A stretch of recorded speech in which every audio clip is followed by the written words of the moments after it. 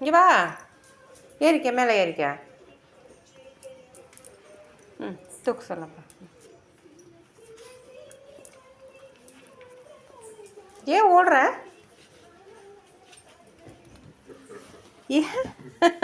இங்கே வந்து தான் விளையாடணுமா?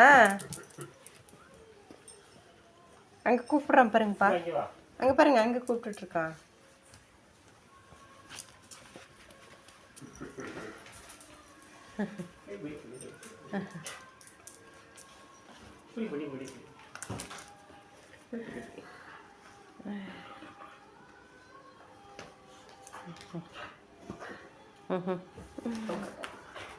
பாப்பா குட்டி, இப்படி விளையாடுறதுக்காக தான் இவ்வளோ நேரம் வெயிட் பண்ணிட்டு இருந்தியா?